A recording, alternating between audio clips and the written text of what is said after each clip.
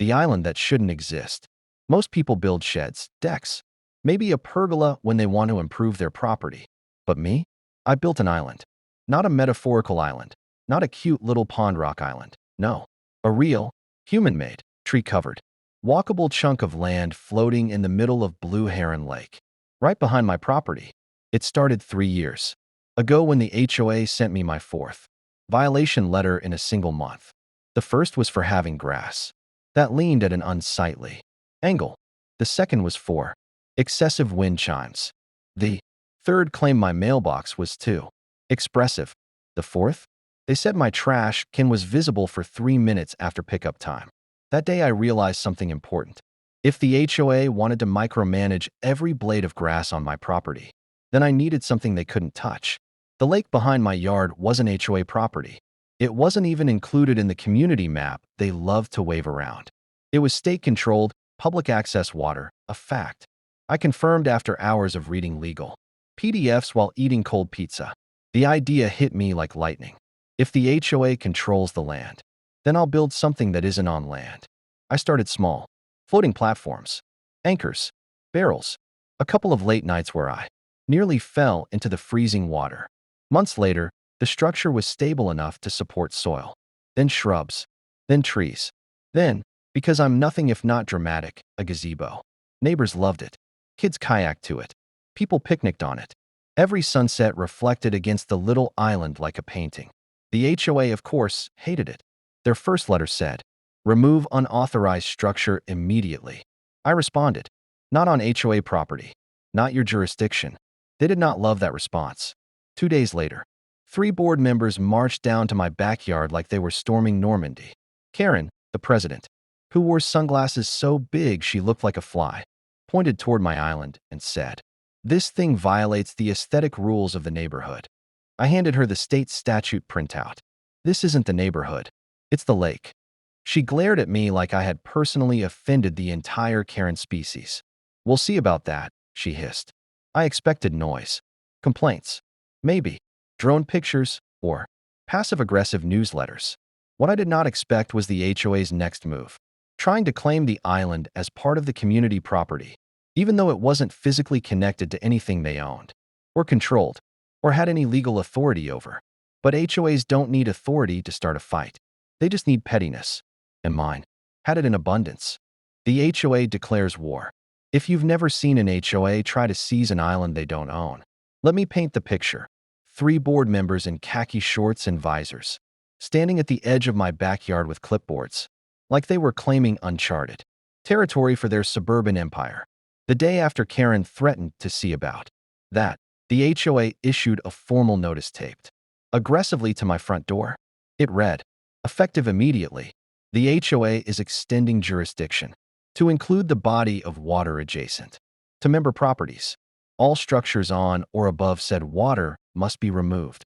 I laughed so hard I had to sit down. They couldn't even extend jurisdiction over the neighborhood. Speed bumps without a 2/3 vote. And now they thought they could annex a lake? Karen must have been binge-watching historical documentaries and misunderstood how colonization works. But they weren't joking. The next morning, my neighbor, Mark, texted me a picture.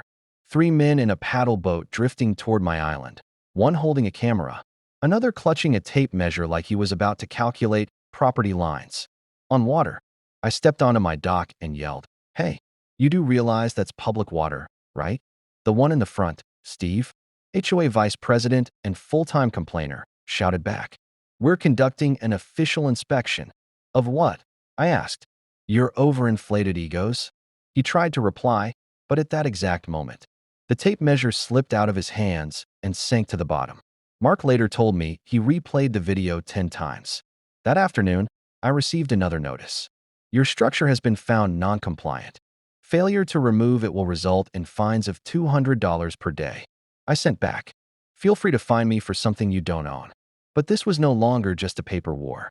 That evening, 3 HOA members knocked on my door. Karen stood front and center, expression tight enough to snap. She handed me a folder thick with printed complaints, statutes, and something that looked suspiciously like a Google Maps screenshot printed on a home printer. "We have voted," she announced dramatically, "to designate your island as a community amenity. I blinked. What? A communal feature, she said, meaning the HOA now maintains it. You want to maintain my island? No, she corrected. We want you to stop. Their logic was a masterpiece of circular nonsense. I opened the folder. Their claim was based on a single sentence. Any improvements visible from community property fall under HOA. Aesthetic guidelines. I stared at her. So clouds? Birds? The moon? Karen didn't appreciate the humor. In short, she said, you're outnumbered. I grinned. No, Karen, you're out of jurisdiction. What they didn't know yet, what I had been quietly preparing for weeks, was that the state had already issued an official ruling. One that would soon stop the HOA in its tracks. The ruling that changed everything. The best part of planning something ambitious, like a man-made island, is knowing the rules better than they. People trying to control you.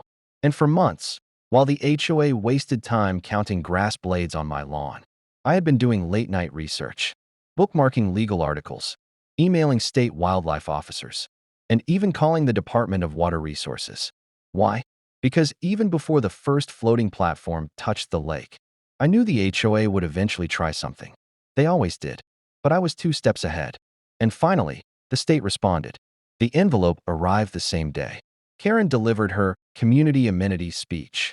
Tan, official-looking, stamped with the state crest. I didn't open it immediately because I knew what it meant. I knew the timing would be perfect. So when the HOA board returned the next evening for a final warning, I invited them into my backyard. Karen strutted out with her clipboard like the queen of suburban tyranny. Steve and Harold followed, trying to look intimidating despite their matching boat shoes. Karen pointed at the island. Last chance. Remove the structure or face escalating fines and legal action. I smiled and finally held up the unopened envelope. You sure you want to do this before you hear what the state says? She scoffed. We don't answer to the state. We answer to the bylaws. Oh, you're going to love this then. I tore open the envelope slowly, dramatically, and pulled out the letter. State Department of Water Resources. Jurisdictional Determination Ruling. I read aloud. The floating structure constructed on Blue Heron Lake does not constitute land, does not alter or obstruct public waterways, and does not fall under private homeowner associations. The department recognizes it as a private recreational platform with no violation of state or environmental codes. The best part? The structure remains entirely outside HOA authority. Steve's jaw dropped so fast I thought it might dislocate. Harold's face turned the color of expired yogurt. Karen tried to pivot. This doesn't matter, she snapped. The island is visible from HOA property. Therefore, I turned the letter around and pointed at the final paragraph. Visibility does not create jurisdiction. She froze, completely silent. For the first time since I'd lived in this community, I watched the HOA president run out of arguments. Like a robot losing power. Her sunglasses slipped down her nose as she stared at the island. Then came the cherry on top. From the lake, a kayak approached. A state officer I had spoken to before waved and said loudly, "Nice work on the structure. Completely legal. You're good to keep it." Karen deflated like a cheap pool float. The officer paddled away. The HOA members stood there, stunned, powerless, and very, very quiet. My island wasn't just safe. It was officially untouchable. And now the real fallout was about to begin. The fallout and the island's revenge. After the state officer paddled away, the HOA board scattered like pigeons after a firecracker. Karen marched off first, clutching her clipboard so tightly the plastic cracked. Steve followed, muttering something about appeals and higher authorities. Harold tripped over a sprinkler and blamed me for it. It was beautiful, but I knew the HOA wasn't done. Pettiness doesn't die, it just mutates.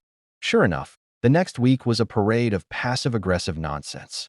I received 4 violation notices in 2 days for wind chime decibel concerns, mailbox overly whimsical, grass exhibiting independent behavior, and my favorite, excessive joy visible from the homeowner. That one almost made me frame the letter. But while they tried their little intimidation campaign, something unexpected happened. The neighborhood turned against the HOA. It started with Mark, my neighbor, who uploaded the video of Steve dropping the tape measure into the lake. It went mildly viral on our community Facebook group. The comments were savage. People had been quietly annoyed with the HOA for years, and now they finally had a reason to speak up. Then a family 2 streets over posted a photo of their kid having a picnic on my island. More likes, more support. By the end of the week, the HOA office email inbox was overflowing, with messages demanding they stop wasting time and money chasing a floating island that didn't even belong to the community. But the real turning point came at the next HOA meeting. I didn't even have to attend. Mark live-streamed it. Karen stood at the front, red-faced, trying to justify spending HOA funds on lake annexation efforts. She cited aesthetic concerns, community unity, and something about maintaining architectural harmony with water-based land. People were not impressed. A woman in the back yelled, "It's a lake, Karen, not a subdivision." Someone else shouted, "We like the island more than we like you." Steve tried to calm things down, but accidentally knocked over a pitcher of water, which only made the crowd angrier. By the end of the meeting, 3 people had resigned, including Harold. Karen barely held on to her position, though with significantly less power and even less dignity. The best part? The new board members, elected in an emergency session 2 weeks later, reached out to me personally. They wanted to use the island for community events. I agreed on one condition. No HOA rules apply the moment someone steps on the island. It's neutral territory. They accepted. Fast forward 3 months. My island became a beloved feature of the neighborhood. Movie nights, sunset gatherings, fishing. As for me, I sit on my gazebo each evening, listening to the water lap gently against the floating structure, knowing I built something meaningful, not just an island, but freedom from pointless authority. The HOA tried to take my man-made island. Instead, it took them down.